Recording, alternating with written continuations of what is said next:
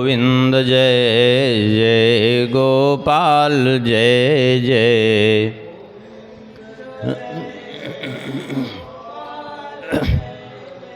श्री राधा रमण हरि गोविंद जय जय।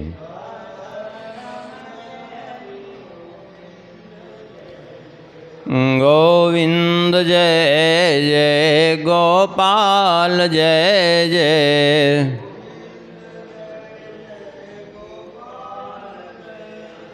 श्री राधा रमण हरि गोविंद जय जय।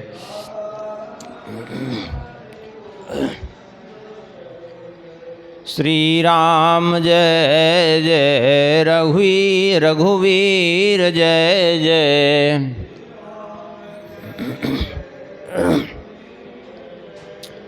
सीतारमण श्री रघुनाथ जय जय।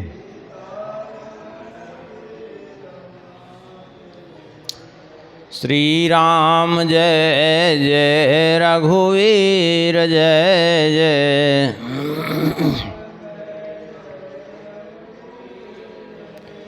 सीतारमण श्री रघुनाथ जय जय।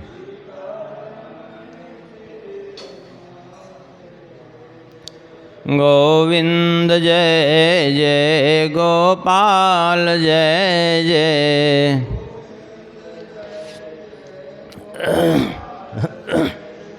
श्री राधा रमण हरि गोविंद जय जय।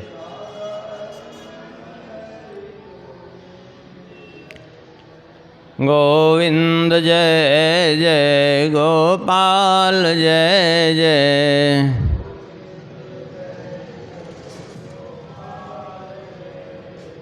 श्री राधा रमण हरि गोविंद जय जय। श्री वृंदावन बिहारी लाल की जय। श्री सीतारामचंद्र भगवान की जय। श्री सिद्धि सदन बिहारी बिहारणी जू की जय। श्री हनुमान जी महाराज की जय। श्री सद्गुरुदेव भगवान की जय। परम पावन ग्रंथ श्री भक्तमाल की जय। श्री नाभा गोस्वामी जी महाराज की जय। श्री प्रियादास जी महाराज की जय।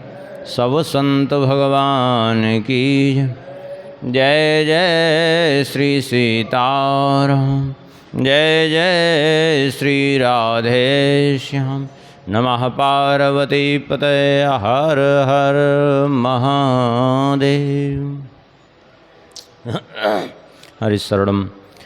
परम मंगलमय परात्पर अखिलेश्वर अकारण करुणावरुणालय भक्तवांछा कल्पतरु भगवान की महती कृपा करुणा से श्री भक्तमाल ग्रंथ के माध्यम से भक्तों का चरित्र हम लोग स्मरण कर रहे हैं। पूर्व में श्रवण कर रहे थे हम लोग श्री चंद्रहास जी का चरित्र।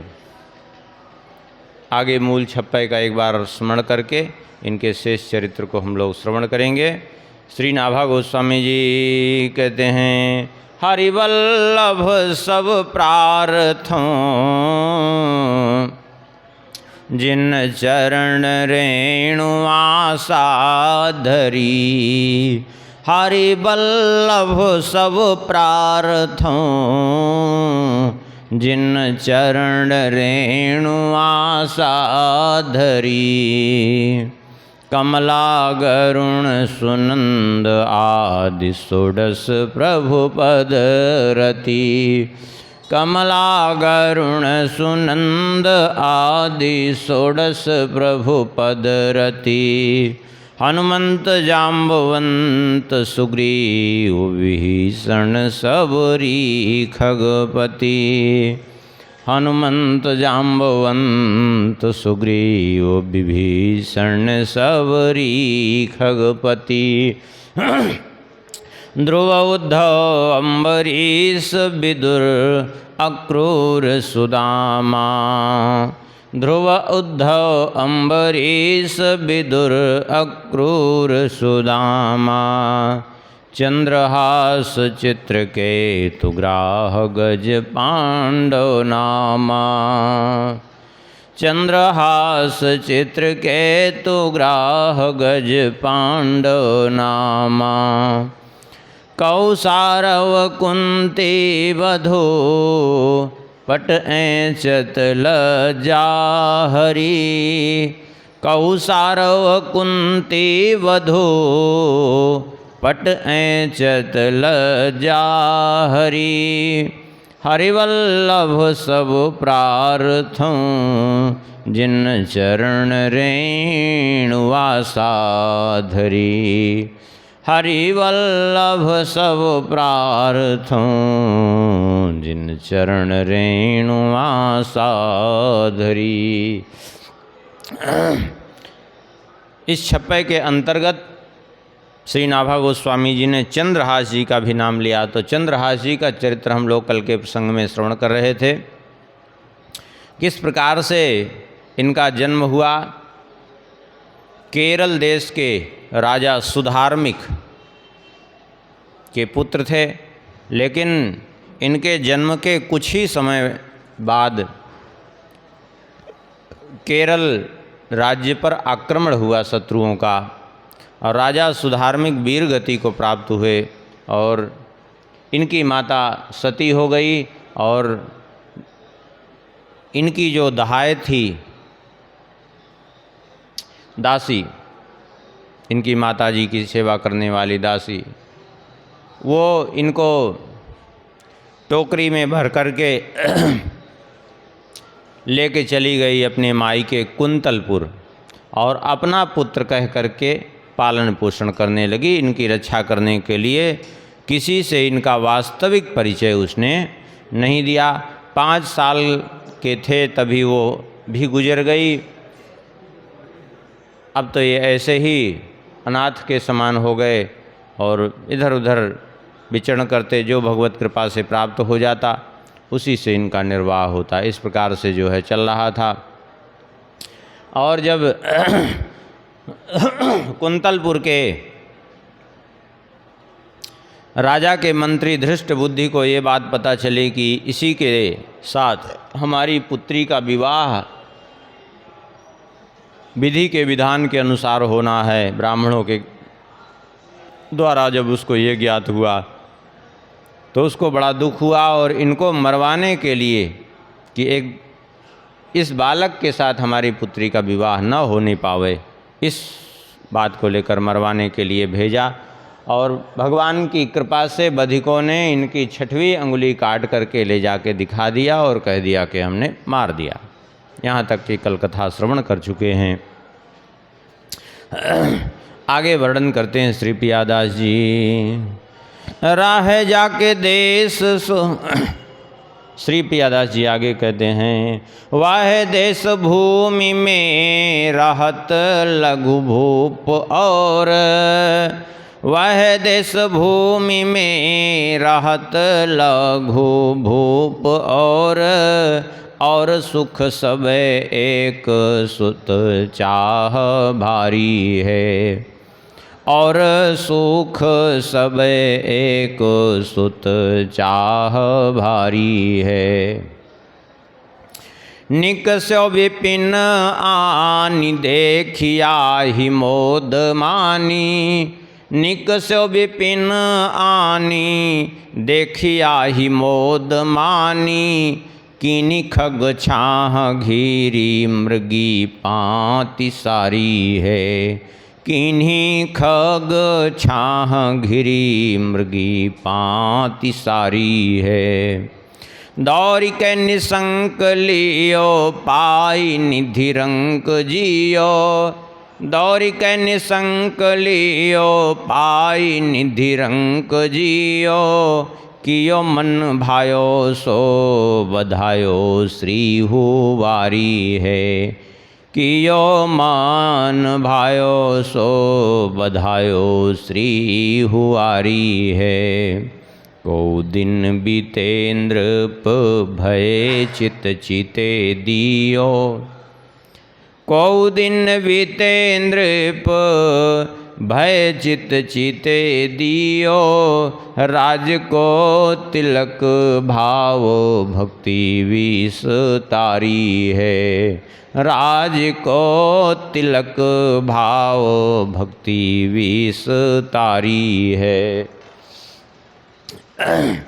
श्री प्रियादास जी कहते हैं, इनको जिस राज्य की सीमा में ले जाकर के वन में छोड़ा था और इनकी अंगुली काट करके ले गए थे वे बधिक लोग, उसी राज्य के जो राजा था, यद्यपि बहुत बड़े राज्य का राजा नहीं था, चंदनावतीपुरी छोटा सा राज्य था, उसी का राजा था। बल्कि चंदनावतीपुरी कुंतलपुर राज के अधीन थी।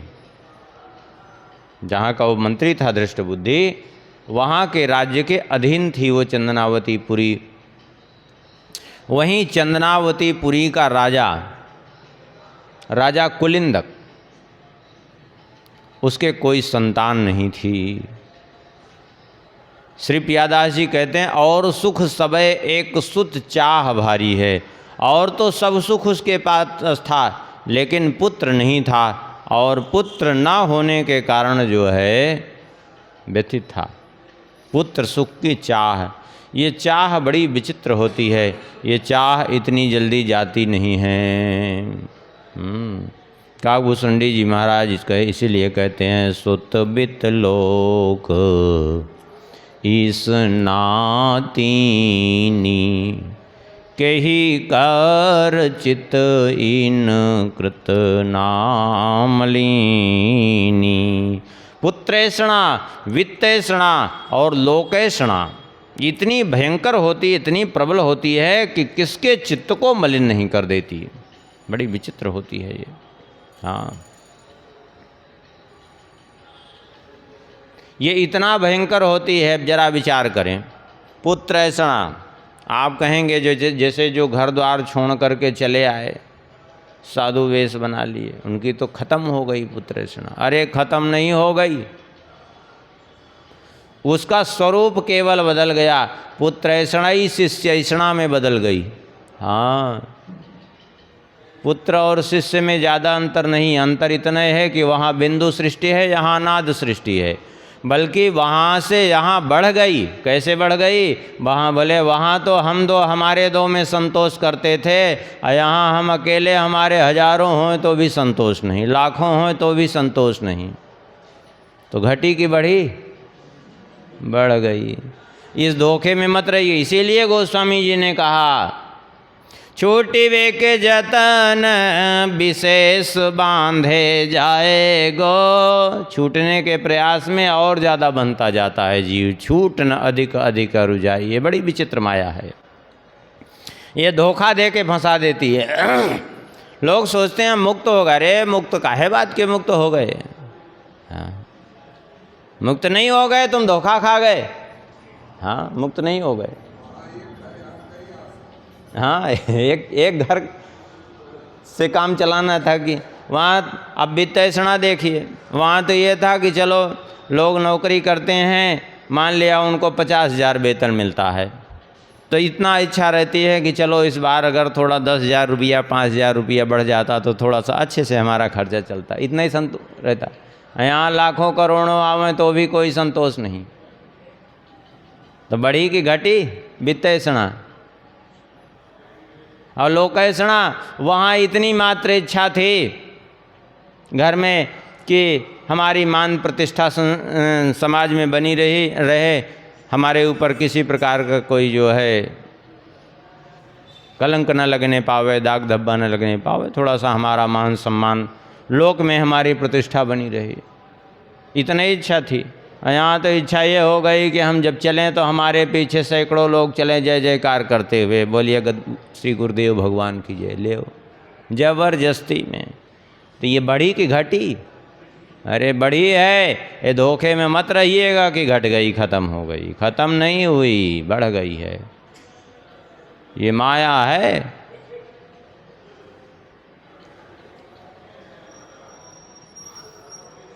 इसीलिए कहते हैं श्री कागभूषुंडी जी, सुतवित लोक ईसनातीनी कही कर चित इन कृतम न मलिनी। अच्छा एक बात और भी समझिए, कदाचित पुत्रैषणा वित्तैषणा समाप्त भी हो जाए तो ये लोकैषणा और खाई जाती है, ये और ज़्यादा भयंकर है। हमको लोग अच्छा समझें। अच्छा एक चीज़ ये भी ध्यान दीजिए, अच्छा समझें कि जितनी चिंता रहती है, यदि उतनी चिंता अच्छे बनने की हो जाए तो कल्याण हो जाए। सही बात यही है। अच्छा जितना हम लोक में अपने को प्रस्तुत करना चाहते हैं, यदि उतना ही प्रयास, अरे उसका आधा भी प्रयास हम अच्छा बनने का करें तो सही में जीवन धन्य हो जाए। लेकिन नहीं, अच्छे बनने का प्रयास नहीं करते, अच्छे कहलाने का प्रयास करते हैं। ये सारी समस्या की जड़ है।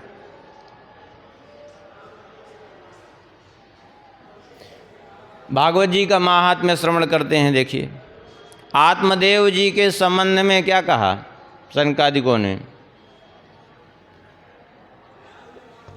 आत्मदेव जी को कहा, द्वितीय इव भास्करः श्रौतस्मार्ते सुनिष्णातो द्वितीय इव भास्करः। श्रौतस्मार्त कर्मों में ऐसे परम निष्णात जो जैसे दूसरे सूर्य के समान। लेकिन ऐसे आत्मदेव जी को भी देखिए तो पुत्रैषणा ने ऐसा ग्रस लिया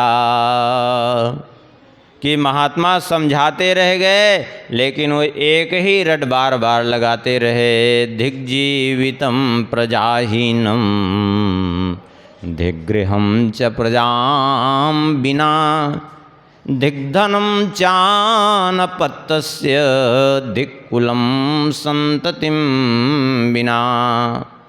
संतानहीन जीवन को धिक्कार है, संतानहीन घर को धिक्कार है, संतानहीन कुल को धिक्कार है। हाँ? सब बेकार है।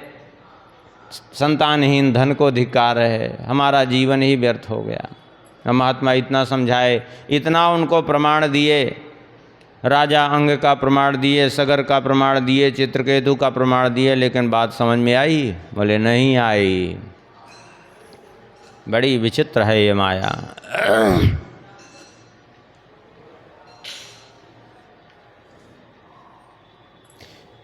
देखिए यद्यपि संतान उत्पत्ति के लिए ठीक है, वह भी शास्त्रों में वर्णित है, नरस्य पुत्रहीनस्य नास्ति वै जन्मतः फलम। ये भी कह दिया गया शास्त्रों में कि पुत्रहीन मनुष्य को जन्म का कोई फल नहीं मिला। क्यों? अपुत्रस्य गृहम शून्यम। पुत्रहीन होने से पहली बात तो घर सूना रहता है, और हृदयम दुखितम सदा, हृदय उसका सदा दुखी रहता है। और पितृदेव मनुष्याणाम नानृणत्वम सुतम बिना। भले पितृदेव और मनुष्यों के ऋण से वो उऋण नहीं हो पाता, इसलिए तस्मात् सर्व प्रयत्नेन सुतमुत्पादये नरः। इसलिए प्रयत्न करके पुत्र को जन्म देना चाहिए। हाँ? मनु जी ने भी कह दिया, अपुत्रस्य गतिर्नास्ति स्वर्गे नैव च नैव च। पुत्रहीन की कोई गति नहीं है और स्वर्ग तो उसके लिए है ही नहीं है। क्यों? क्योंकि जलदान पिंडदान की सारी क्रिया ही लुप्त हो जाती है।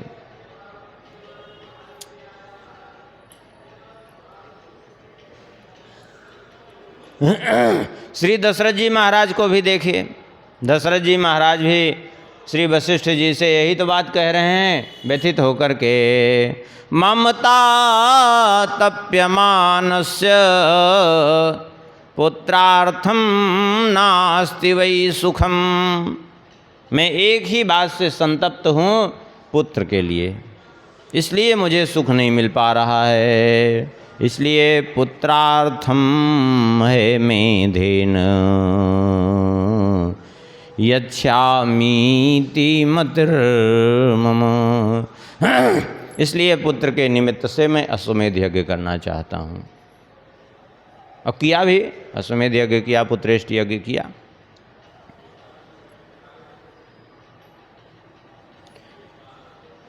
तो ये पुत्र की जो इच्छा है, चाह है, ये संसार में बड़ी विचित्र होती है। ये चाह, वासना जो है इतना प्रबल होती है कि जब तक भगवत भजन का सुख नहीं प्राप्त होता अच्छी प्रकार से, तब तक ये वासना का निशान नहीं मिटता। वासना अवश्य रहती है, पक्की बात है। इसलिए श्री कागभूषणी जी ने कहा, राम भजन बिन मिटहि की कामा, थल विहीन तरु कबहू की जामा। बिना भगवान के भजन के ये कामना का नाश नहीं हो पाता है। राजा रत्नावती पुरी के हैं, राजा चंदनावतीपुरी, चंदनावतीपुरी के राजा कुलिंदक, उनके पास भी राज है, धन संपत्ति है, सब कुछ है, लेकिन पुत्र नहीं। इस कारण से उन्होंने पुत्र के निमित्त से पुत्रेष्टि यज्ञ किया। पुत्रेष्टि यज्ञ संपन्न हुआ बड़े विधि विधान पूर्वक। यज्ञ के आचार्य ब्राह्मणों ने इनको जो है प्रसाद प्रदान किया। बोले ये लीजिए प्रसाद स्वीकार करिए, आपकी इच्छा भगवान अवश्य पूर्ण करेंगे। कई दिनों से यज्ञ में जो है दीक्षित होने के कारण राजा कुलिंदक कहीं जा नहीं पाए थे। उनको इच्छा हुई कि चलो आज यज्ञ पूर्ण हो गया है, चल करके अपने राज्य का भ्रमण करना चाहिए हमें। राज्य का भ्रमण कर लें तो कम से कम जो है राज्य की जानकारी हो जाएगी, क्योंकि कई दिनों से हम राज्य कार्य से अलग होकर के यज्ञ कार्य में लगे हुए हैं। तब उन्होंने क्या किया कि अब रथ पर आरूढ़ हुए और चल दिए भ्रमण करने के लिए। चलते चलते संयोग वसात राजा कुलिंदक वहीं पहुँचे जहाँ 5 साल के बालक चंद्रहास जी को उन बधिकों ने छोड़ दिया था। इनकी अंगुली काट दी थी, अंगुलियों से रक्त, अंगुली से जहाँ कटी थी वहाँ से रक्त निकल रहा था। रुदन कर रहे थे और भगवान को पुकार रहे थे, प्रार्थना कर रहे थे। क्या प्रार्थना कर रहे थे? जैमिनी आश्वमेध पर्व में चंद्रहास जी के चरित्र में ही वर्णन है। प्रार्थना क्या कर रहे थे? बोले त्राहि माम करुणा सिंधो द्रौपदी चापुरा यथा, त्राहि माम करुणा सिंधो द्रौपदी च यथा पुरा, किमुपेक्षसि मां बालम बने मात्रा बिना विवर्जितम। प्रार्थना कर रहे थे, हे प्रभु, हे करुणा सिंधो, हे कृपा सिंधो, आपने पूर्व में असहाय द्रौपदी की रक्षा की थी,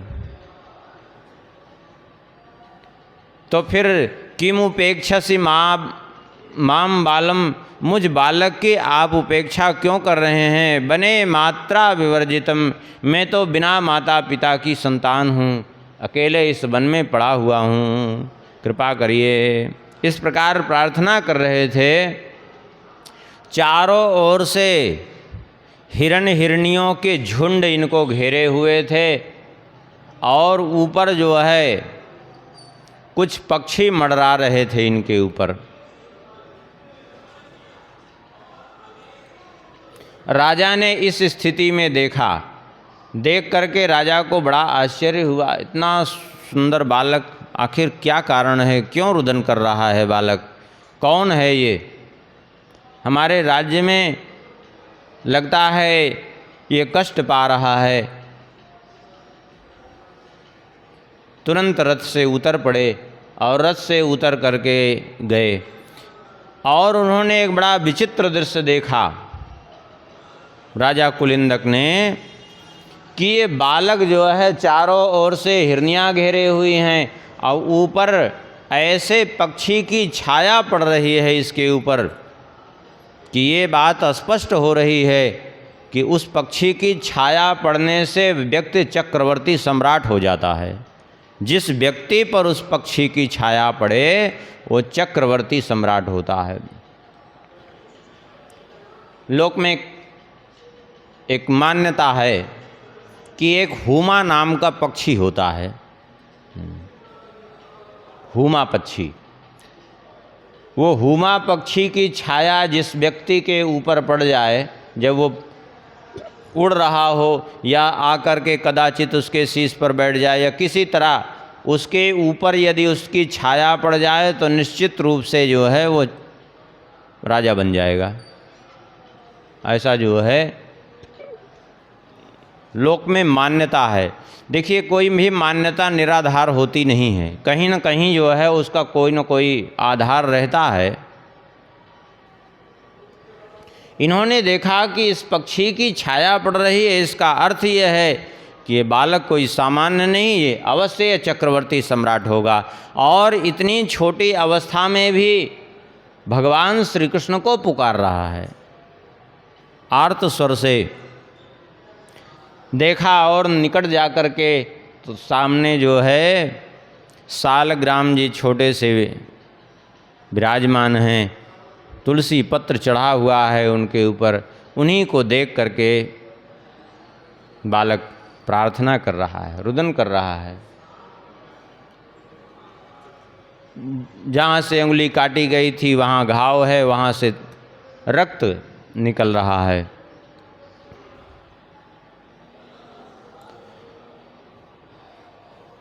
और प्रार्थना कर रहे हैं, भगवान नाम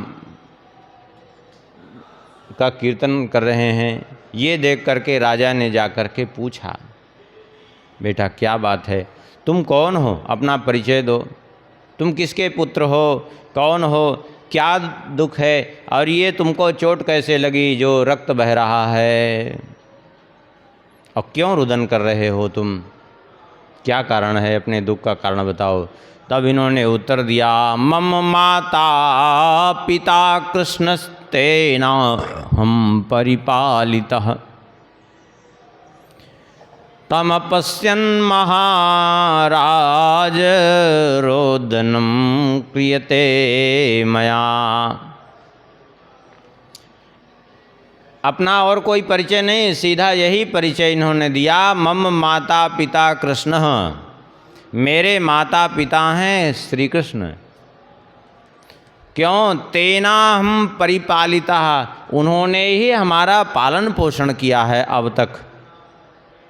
और तम पश्चिन महाराज, ए महाराज, मैं उन्हीं को आज न देखने के कारण ही रोदनम क्रियते मैं रुदन कर रहा हूँ।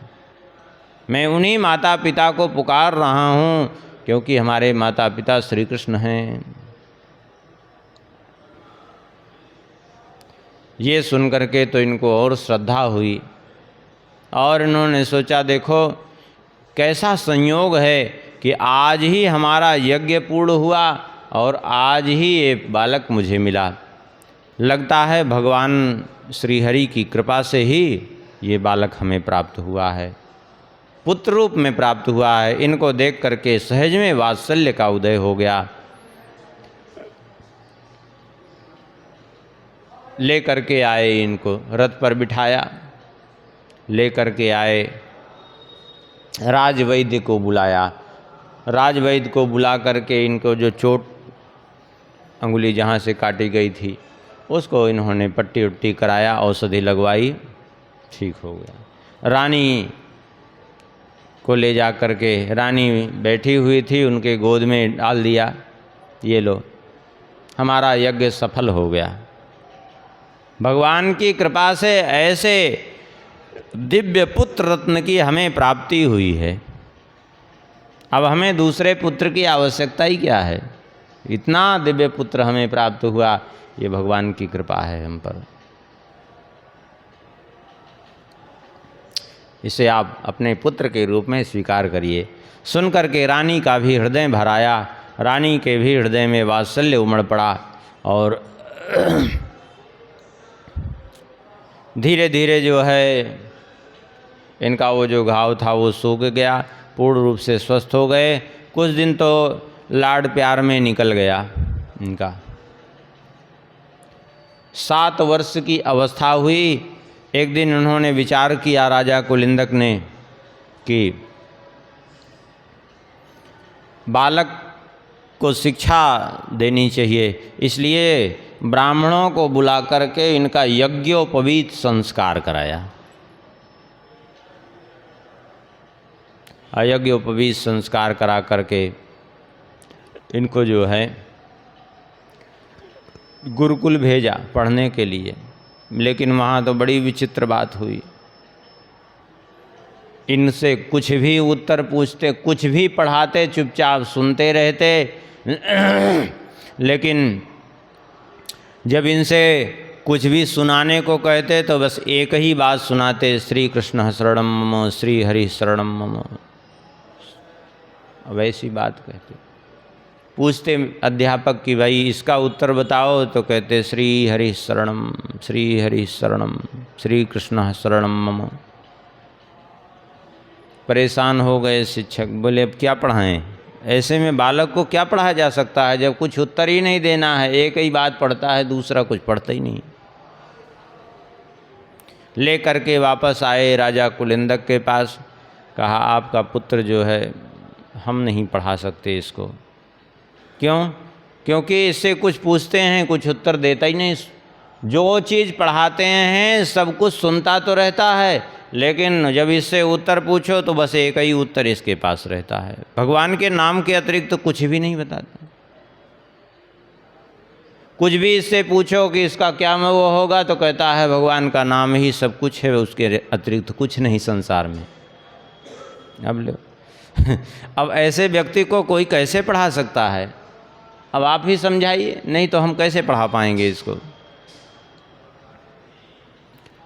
राजा कुलिंदक समझ गए कि क्योंकि 2 साल तक इनके साथ भी रहे ही थे। राजा कुलिंदक देखते थे कि कैसे भक्ति भाव में डूबे रहते थे। प्रातःकाल उठ करके स्नान आदि करके और वही शालिग्राम जी को ले करके उन्हीं की सेवा में और उन्हीं के कीर्तन में जुड़ जाते थे। ये समझ गए कि अब जो है कुछ कहने से कोई फ़ायदा नहीं है। ठीक है, बहुत अच्छा है, ऐसे भक्त पुत्र की प्राप्ति हुई है, कोई बात नहीं। केवल सांसारिक शिक्षा लेने से जीवन नहीं चलता। वास्तव में सच्चा जीवन तो वही है, जीवन जीना तो वही है जिसमें भगवान के प्रति भक्ति हो, निष्ठा हो। और नहीं संसार में बहुत कुछ आपने सीख लिया और भगवान के प्रति निष्ठा नहीं तो सब बेकार है, किसी काम के नहीं है। बोले कोई बात नहीं, आप लोग जाएं। अब गुरुकुल ले जाने की बालक को कोई आवश्यकता नहीं है। धीरे धीरे जो है ये और बड़े होने लगे तो इनको ले जाते राजसभा में। पास में एक इनके लिए सिंहासन बनवा दिया, उसी पर विराजमान कर देते। यद्यपि विद्यालय में पढ़े लिखे नहीं थे, लेकिन बड़े आश्चर्य की बात है कि कभी कोई ऐसी समस्या जब आ जाती और राजा कुलिंदक इनसे पूछते कि बेटा तुम इसका कुछ समाधान निकाल सकते हो। राजा कुलिंदक समाधान निकालने में सक्षम होते हुए भी इनसे जानबूझ करके पूछते कि आगे इनकी योग्यता धीरे धीरे इस प्रकार से खिले, राज्य चलाने योग्य हो जाएं, तो ऐसा उचित समाधान निकाल करके ऐसा उचित न्याय प्रस्तुत कर देते कि सब देख करके अवाक रह जाते, बिना पढ़े लिखे भी। क्यों? भगवान की कृपा से सब कुछ आ गया था, कोई समस्या नहीं थी। बड़ी जटिल से जटिल समस्या को भी ऐसे देखते देखते क्षण भर में सुलझा देते ये।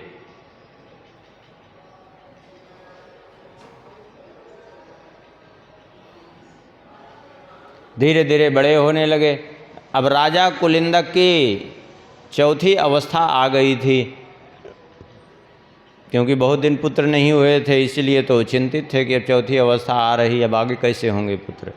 तो उन्होंने एक दिन निश्चय किया कि पुत्र मेरा सर्वथा योग्य है, अर्थात चंद्रहास जी सर्वथा योग्य हैं, इनको राजपाट सौंप करके अब अपने भजन करना चाहिए, नहीं तो यदि जो शेष जीवन है हमारा वो भी अगर चला जाएगा तो अनर्थ हो जाएगा। ऐसा निश्चय करके इन्होंने शुभ मुहूर्त देख करके चंद्रहास जी का राजपद पर अभिषेक किया और स्वयं भजन करने के लिए वन की ओर प्रस्थान किया। आगे श्री प्रियादास जी कहते हैं, को दिन बीते नृप भय चित चीते, दियो राजा को तिलक। अब जब राजा ने इनको राज तिलक प्रदान कर दिया तो इन्होंने राज्य में भाव भक्ति विस्तारी है, भाव भक्ति का विस्तार कर दिया इनके। क्योंकि देखिए जैसे राजा होता है वैसे ही प्रजा हो जाती है। राज्ञे धर्मिणी धर्मिष्ठा, पापे पापा समे समा, राजानम अनुवर्तन्त यथा राजा तथा प्रजा। राजा यदि धर्मात्मा हो तो प्रजा धर्मात्मा होगी, राजा यदि पापी हो तो संपूर्ण प्रजा पापग्रस्त हो जाएगी। राजा यदि अत्याचारी हो तो सभी अत्याचारी हो जाएंगे। राजा यदि आत्म प्रशंसा का लोभी होगा तो सभी आत्म प्रशंसा के लोभी हो जाएंगे, क्योंकि राजा के ही गुणों का सभी अनुकरण करते हैं,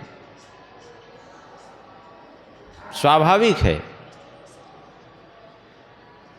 आप जैसा आचरण करेंगे आपके अनुयायी ठीक वैसा ही व्यवहार करेंगे, पक्की बात है, इसमें कोई संदेह नहीं है।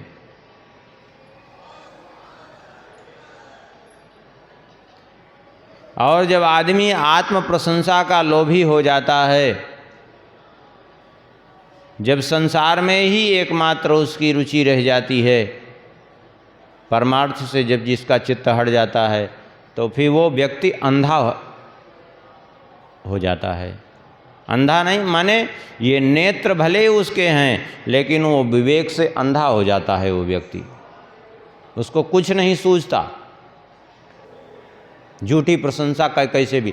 अच्छा एक बात समझिए, झूठी प्रशंसा कोई कर रहा है ये जानते हुए भी कि ये हम में गुण नहीं है, फिर भी वो मान लेता है कि हम में गुण है, प्रत्यक्ष देखते हुए भी और ये मान लेता है और इतना उसमें भूल जाता है कि सब चौपट कर लेता है।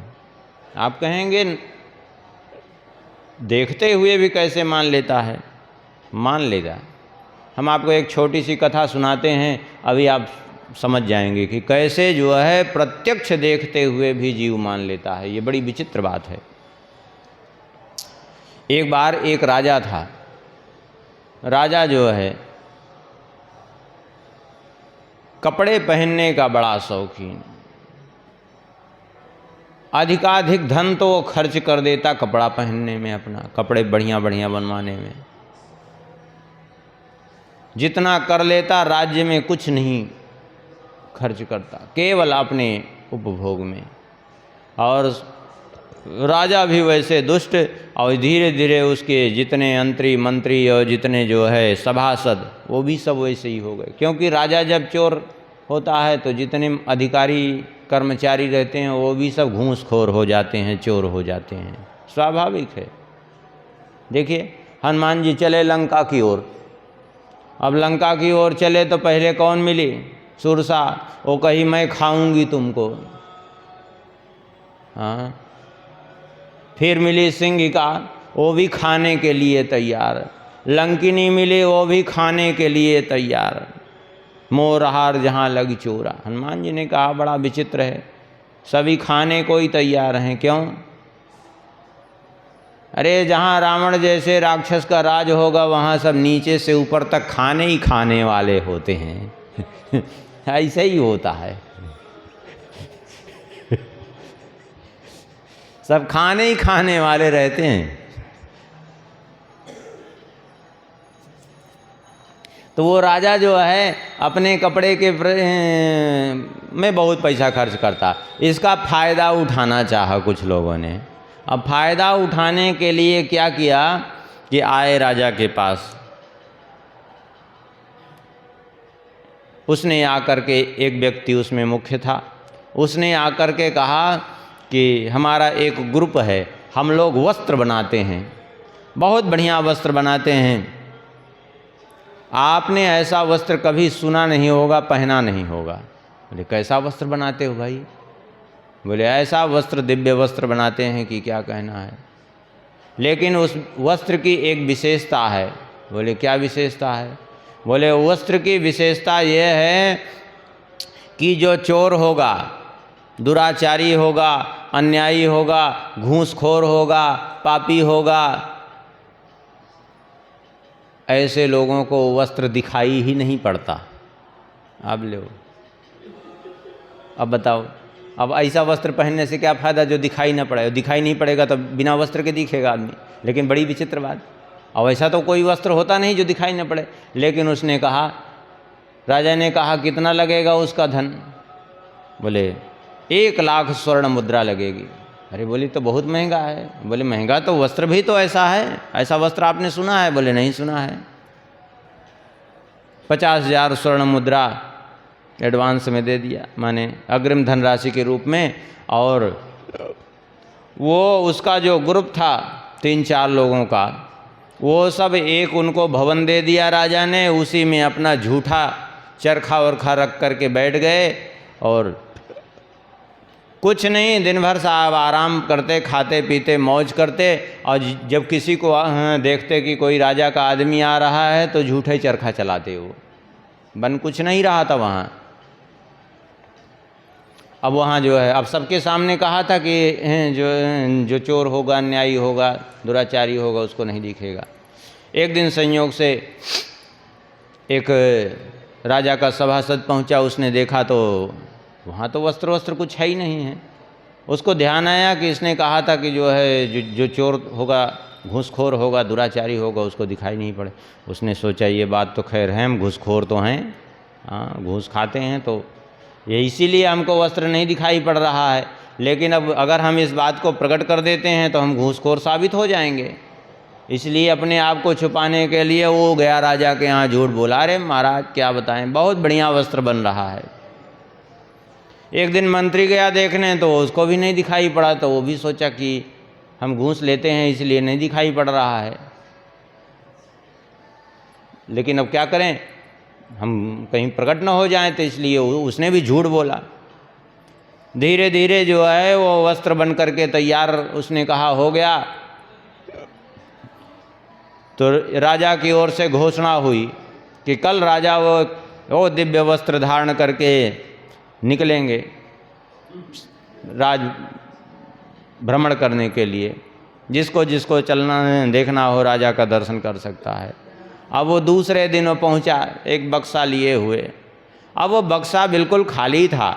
वो झूठे हाथ बक्से में डाला, राजा का कपड़ा उतरवा करके उनके ऊपर जो है पूरा ऐसे हाथ फेरा जैसे कपड़ा पहनाने का, वो कुछ नहीं, ऐसे ही बिना वस्त्र के राजा। अब राजा भी सोच रहा है हम न्याय करते नहीं लोगों पर, दुराचार लोगों के साथ अन्याय करते हैं, इसलिए हमें वस्त्र नहीं दिखाई पड़ रहा है। लेकिन दूसरे को तो दिखाई पड़ ही रहा होगा। लेकिन सभी की वही दशा थी। अब वो बिना वस्त्र के ऐसे ही नग्न बैठ करके वो घूमने लगा राज्य में। अब सभी देख रहे हैं तो सभी सोच रहे हैं कि लगता है हमें वस्त्र नहीं दिखाई पड़ रहा है, क्योंकि हम भी वैसे ही, क्योंकि सारी प्रजा वैसे हो गई थी। चोर घूसखोर, उधर बात करिए कथा में भी ऊपर वहीं चले जाइए, अभी कथा में व्यवधान न दीजिए। तो अब सभी को वही लगता। अब तो जो है और सब ये झूठे प्रशंसा करते, ये सोच करके कि कहीं हम चोर घूसखोर अन्यायी दुराचारी न साबित हो जाते। सब कहते बहुत बढ़िया वस्त्र है, बहुत बढ़िया वस्त्र है। और जबकि राजा बिना वस्त्र के घूम रहा था ऐसे ही। संयोग वसात एक छोटा सा बालक, और वो भीड़ भाड़ हो रही थी जब राजा की सवारी, राजा की जय जयकार हो रही थी, वो दौड़ा आया भागता भागता। वो बालक ऐसे ही नंगा घूम, वो तो बालक वो नग्न ऐसे ही खेल रहा था। वो आकर के खड़ा हो गया वहीं सामने रथ के। अब उसके माता पिता भी वहीं खड़े थे रथ देखने के लिए, राजा को देखने के लिए। इतना देख करके माता पिता ने कहा, अरे कपड़ा भी नहीं पहना, ऐसे ही नंगा आके खड़ा हो गया यहाँ सामने, हट। जल्दी हटाने लगे तो बालक, उसने कहा राजा भी तो नंगा ही घूम रहा है, तो हम तो बालक हैं। हाँ, अब जब इतना कहा तो सभी कहने लगे, हाँ ठीक कह रहा है, बालक तो ठीक ही कह रहा है, राजा भी तो नंगा ही घूम रहा है। तो ये है दशा। मान तात्पर्य ये है कि लोग, राजा जैसा होगा वैसे प्रजा हो जाएगी। ऐसे ये जो है चूंकि भाव भक्ति से भरे हुए थे, इसलिए इनकी सारी प्रजा भक्त हो गई। इसलिए कह रहे हैं भाव भक्ति बीस तारी है। यहाँ तक कि जो है इन्होंने अपनी प्रजा में घोषणा कर दी। जब इनका राज्याभिषेक हुआ तो इन्होंने कहा सब लोग भजन करेंगे, ये नियम है हमारे यहाँ से। और संयोग से जब 10वीं तिथि आई तो पूरे राज्य में जो है ढिढोरा पीटा गया। बोले अद्य अतः प्रभृति भो पौरा प्राप्ते याम में दिने शुभे उत्सवं चैक भक्तं यो न करोति समे रिपुः तथा विष्णोस्तिथौ चान्नं यो भुंक्ते समहानरिः। 10वीं के दिन घोषणा हुई पूरे राज्य में इनकी ओर से। बोले आज सभी राज्यवासियों को ये नियम लगाया जाता है कि 10वीं है, एक समय अन्न ग्रहण करेंगे मात्र, और कल एकादशी सब व्रत रहेंगे, भगवान का उत्सव करेंगे। और जो ऐसा न करेंगे, न करोति समे रिपुः, जो ऐसा नहीं करेगा वो मेरा शत्रु होगा तो मेरे द्वारा दंडनीय होगा। और तथा विष्णु स्थितौ चान्नम यो भुंक्ते स महानरिः, और जो एकादशी के दिन अन्न ग्रहण करेगा वो मेरा महान शत्रु होगा। इस प्रकार घोषणा होगी। अब स्वाभाविक रूप से सब शुरू में तो भय के मारे ही एकादशी रहने लगे, बाद में तो फिर सबको श्रद्धा भी हो गई धीरे धीरे।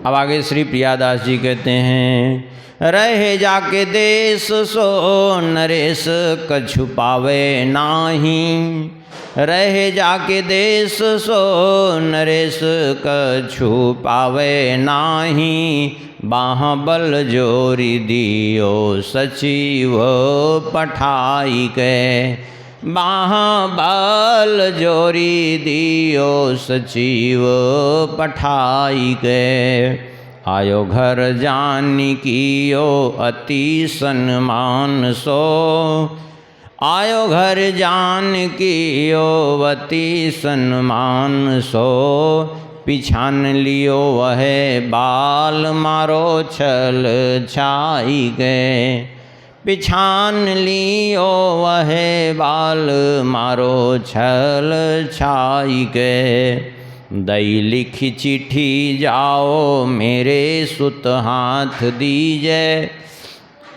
दई लिखी चिट्ठी जाओ मेरे सुत हाथ दीजे, कीजे वही बात जाको आयो ले लिखाई के, कीजे वही बात जाको आयो ले लिखाई के, गए पुर पास बाग सेवा मति पाग करी, गए पुर पास बाग सेवा मति पाग करी, भरी दृग नींद ने को सोयो सुख पाई के, भरी दृग नींद ने को सोयो सुख पाई के।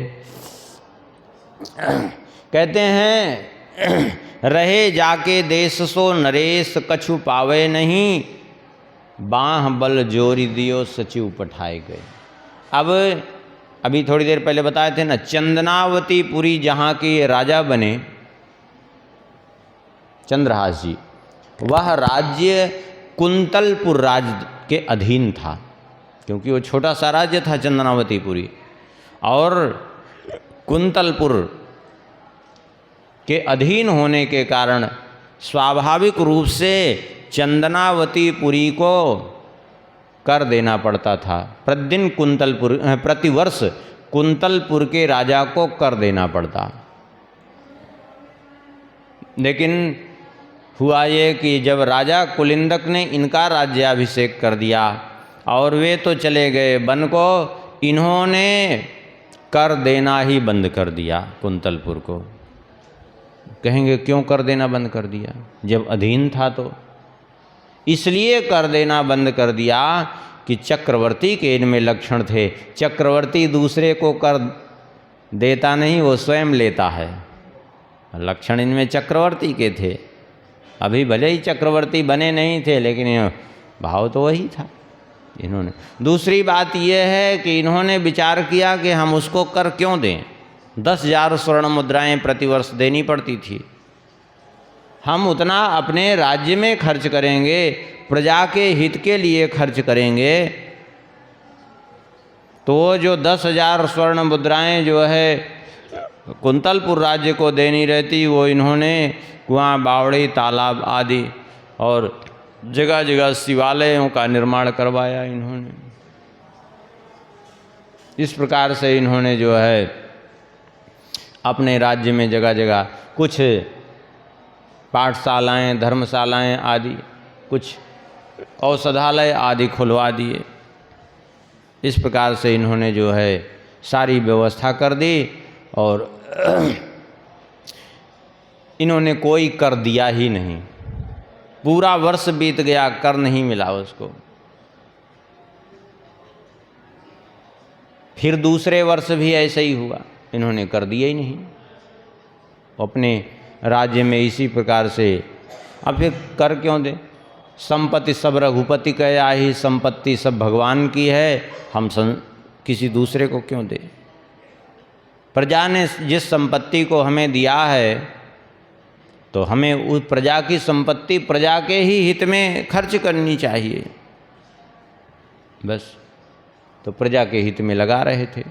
आखिर में इन्होंने नहीं दिया तो कहते हैं, जब नरेश कछु पावे नहीं तो बाह बल जोरी दियो सचिव पठाए गए। तो बलपूर्वक लेने के लिए कि जाओ देखो राजा कुलिंदक क्यों कर देना बंद कर दिए, उसी मंत्री को भेजा, धृष्ट बुद्धि को, जिसने इनको मरवाने के लिए षड्यंत्र किया था, उसी को राजा कुंतलपुर के राजा ने भेजा। अब वो मंत्री पहुंचा सीधा वहाँ। यद्यपि इनका राज्य बहुत छोटा सा था, चंदनावतीपुरी, लेकिन भगवान की कृपा ऐसी कि जो है अपार धन संपत्ति, जब से ये राजा बने थे किसी प्रकार की कोई कमी नहीं। कमी तो पहले से भी नहीं थी, क्योंकि राजा कुलिंदक भी बड़े धर्मात्मा थे। जहाँ धर्म होता है वहीं सारी सुख संपत्ति स्वाभाविक रूप से चली जाती है। सुख संपत्ति की बात कही जा रही है, धन की बात नहीं कही जा रही है। धन अलग चीज है, सुख संपत्ति अलग चीज है।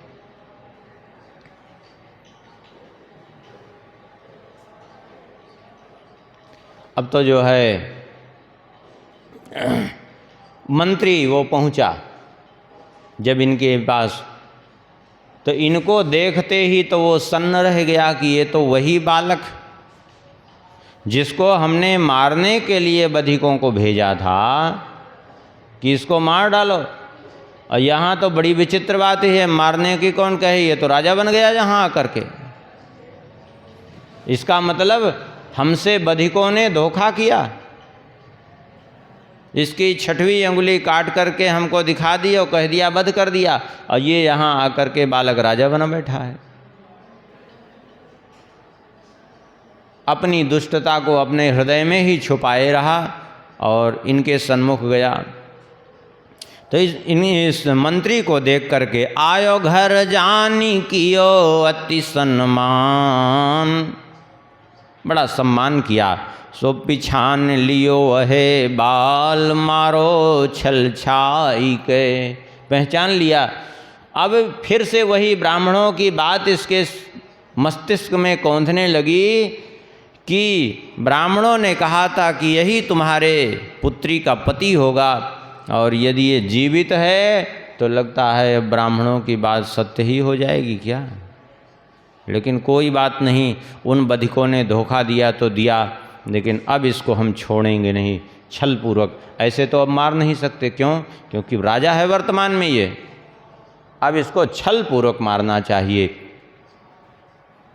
ऐसा निश्चय करके उसने ऊपर से सम्मान ग्रहण किया और प्रसन्नता व्यक्त करते हुए, जबकि अंदर से उसका हृदय जल रहा था, लेकिन ऊपर से प्रसन्नता व्यक्त करते हुए उसने कहा देखिए, आप चंदनावतीपुरी के राजा हैं, किंतु अभी राजा कुंतलपुर की दृष्टि में अभी आप राजा नहीं हैं। क्यों? इसलिए कि आप चंदनावतीपुरी के राजा कुलिंदक के औरस पुत्र नहीं हैं, बल्कि उनके दत्तक पुत्र हैं, गोद लिए हुए पुत्र हैं। उनके जन्म के पुत्र आप नहीं हैं, औरस पुत्र नहीं हैं। इसलिए और कुंतलपुर राज्य के अधीन होने के कारण यह चंदनावतीपुरी, जब तक कुंतलपुर नरेश आपको आज्ञा नहीं देते हैं तब तक आप जो है इस राजपद पर वास्तव में जो है आप राजा नहीं कहला सकते हैं। इसलिए इसके लिए आपको राजा कुंतलपुर से आज्ञा लेनी पड़ेगी,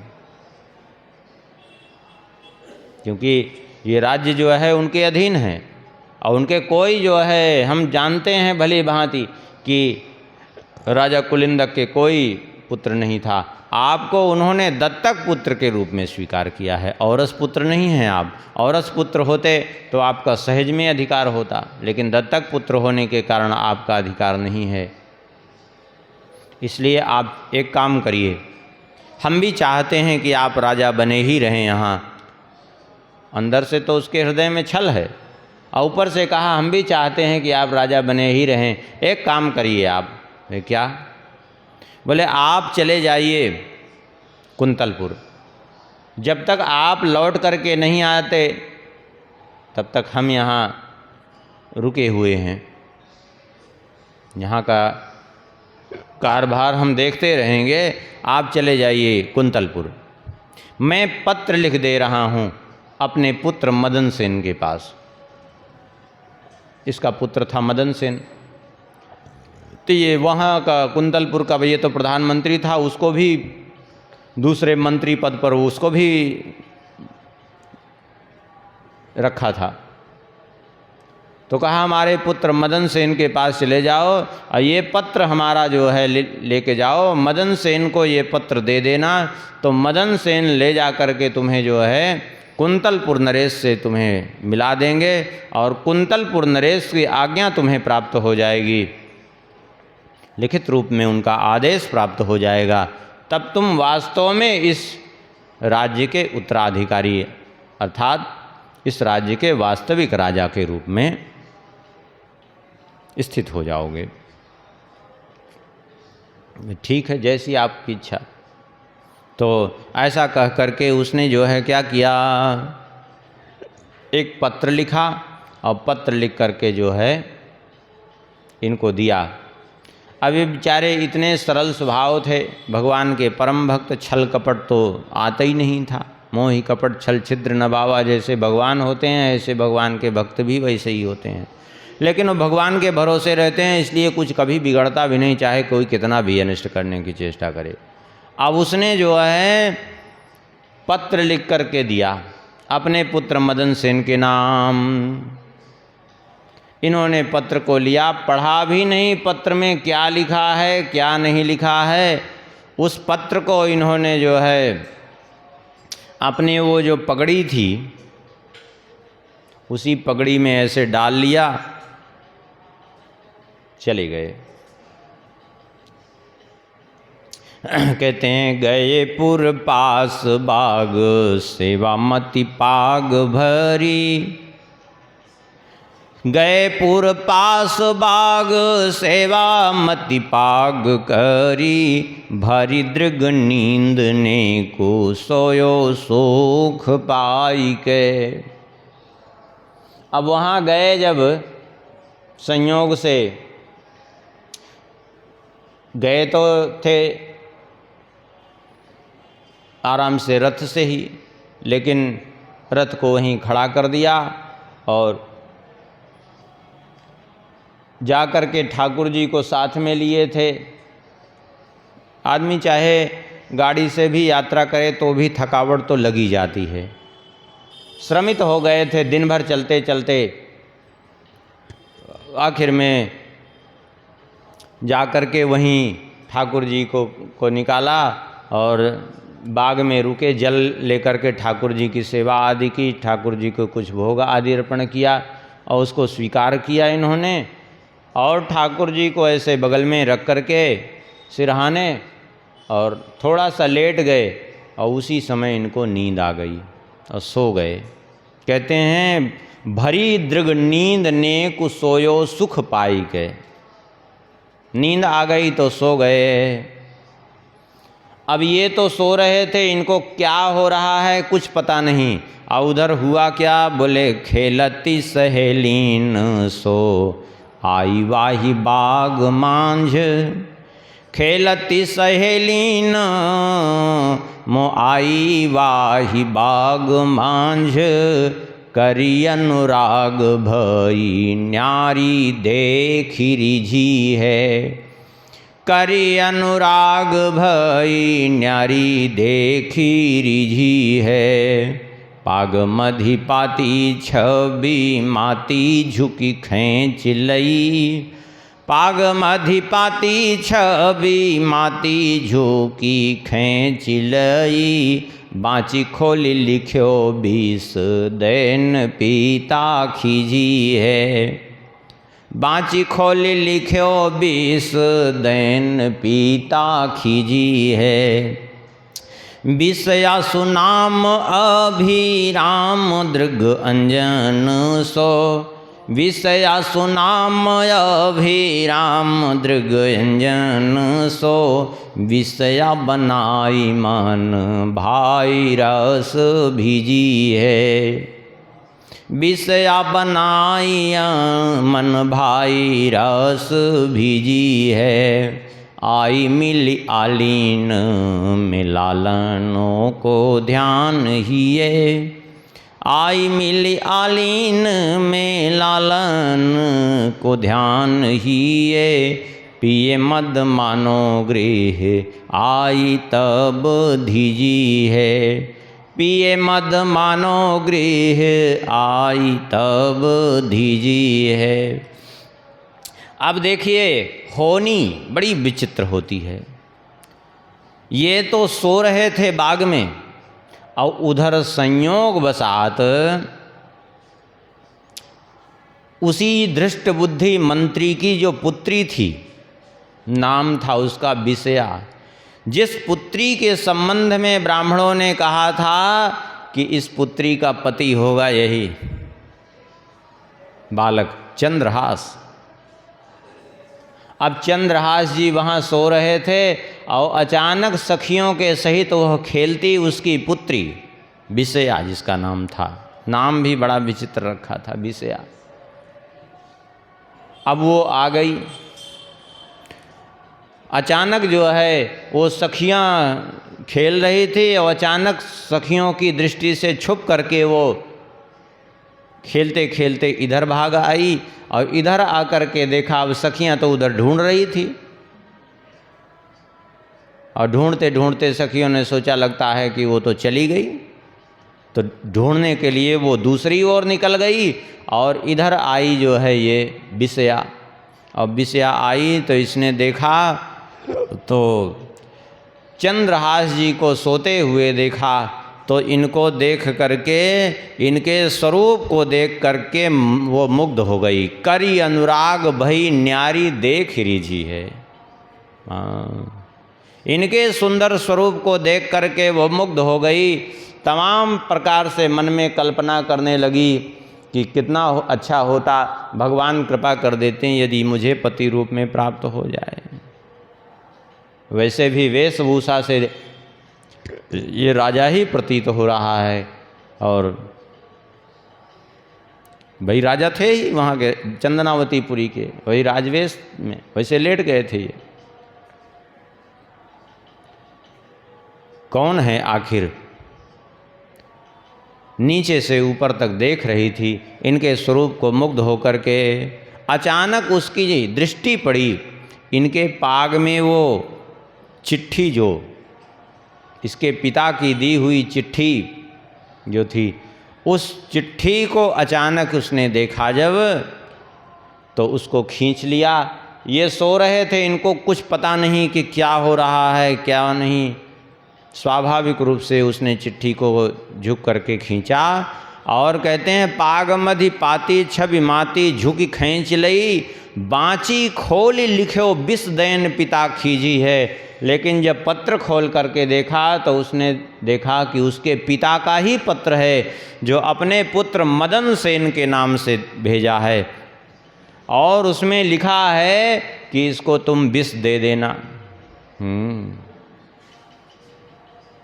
सुन करके तो देख करके वो खींच गई पिता के ऊपर कि जो हमारे योग्य है उसको विष देने के लिए।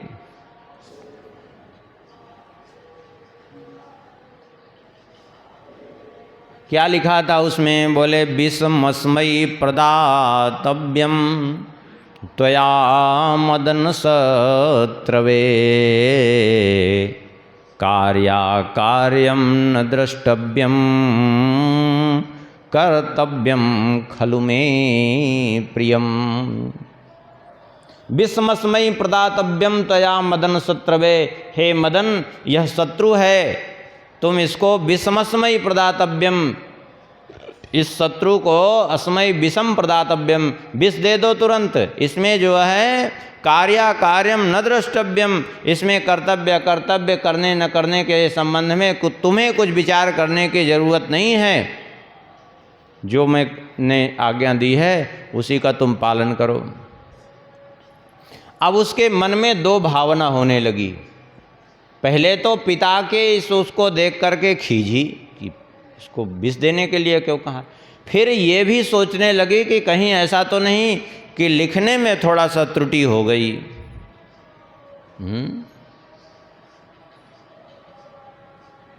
जरूर लिखने में त्रुटि हुई होगी, तभी तो जो है, नहीं तो क्यों लगता है हमारे लिए ही भेजे हैं। और उसने क्या किया कि एक सींक उठाई और वो काजल लगाए हुए थी, और पहले लोग काली स्याही का ही उपयोग करते थे, अब नीली चलने लगी। काली स्याही, वो काजल, उसी काजल में उसे सींक में काजल लगा करके, जो आँख में काजल लगा करके तुरंत आई थी, और बस उसको जो लिखा था विषमस्मयी प्रदातव्यम, उसको कर दिया विषयास्मयी प्रदातव्यम त्वया मदन सत्रवे। वो विषमस्मयी को विषयास्मयी कर दिया उसने। बस एक अक्षर मकार को यकार में बदल देने की जो है ज़रूरत हुई, और एक मात्रा आगे लगा दी, बस बात बन गई। विषयास्मयी प्रदातव्यम त्वया मदन सत्रवे। अब इसका अर्थ ही पूरा बदल गया। अर्थात त्वया, तुम जो है पुत्र को कह रहा है, मदन शत्रवे, मदन का है अर्थात कामदेव का है जो शत्रु, अर्थात कामदेव की भी सुंदरता को जो विलज्जित करने वाला। हाँ, विषयास्मयी प्रदातव्यम, इसको तुम विषया प्रदान कर दो, अर्थात अपनी पुत्री विषया भेंट कर दो। इसमें का कार्यम न द्रष्टव्यम कर्तव्यम खलु में प्रियम, इसमें तुम्हें कर्तव्य कुछ सोचने की जरूरत नहीं है, जल्दी से कर डालो। अब उसने इस प्रकार से ये विषमस्मयी को विषयास्मयी कर दिया और बड़ी प्रसन्न हुई। अभी तक तो उसको अपना विषया नाम बड़ा बुरा लगता था, लेकिन आज उसको लगा कि अच्छा ही हुआ जो रहा हुआ, कम से कम ठीक हुआ। तो उसने क्या किया कि जो है जा कर के पत्रिका को जैसे थी फिर से वैसे ही मोड़ करके अब वहीं इनकी पाग में डाल दिया, खोस करके पाग में, और चल पड़ी और गई अपनी सखियों के सहित मिल गई। कहते हैं विषयासु नाम अभिराम दृगयंजन सो, विषया बनाई मान भाई रस भीजी है। उस विष को उसने जब विषया बना दिया, बड़ी प्रसन्न हुई और बड़े इनके भाव में भर करके डूबी हुई। आई मिली आलीन में लालन को ध्यान ही ये, आकर के अपनी सखियों से मिल गई, लेकिन इसके चित्त में इन्हीं का पूरा चित्र भरा हुआ है। इनका वो इनकी ये छवि उसके हृदय से निकल ही नहीं पा रही है। क्यों? देखिए अभी कल ही बताए थे ना, कन्या वरयते रूपम, कन्या जो है वो रूप की ओर आकृष्ट होती है। कन्या वरयते रूपम, कन्या हमेशा जो है देखती है कि हमारा पति जो हो वो रूपवान हो, हमेशा। तो रूप तो था ही, इनका सुंदर स्वरूप था और राजा के पुत्र थे ही। बड़ी प्रसन्न हुई और प्रसन्न होकर के वो चली गई और घर पहुंच गई। अब इन्हीं के उसमें डूबी हुई है और इधर ये आराम से विश्राम कर रहे थे। अब इनको विश्राम करने ही दीजिए अभी तो, क्योंकि अब अगला प्रसंग तो हो ही नहीं पाएगा। कल प्रसंग स्मरण करेंगे कि क्या हुआ आगे, कैसे इनका विवाह हो गया। उसके चक्कर में, विष देने के चक्कर में पूरा विवाह हो गया। होनी बड़ी प्रबल होती है। अब ये होनी ही तो है जो उसको लेकर के वहाँ आई, नहीं तो न मिली होती वो आकर के तो विष मिलता, लेकिन नहीं, वो सब होनी बहुत कुछ करा लेते हैं। इसीलिए आपन सोचा होत नहीं, हरि सोचा तत्काल।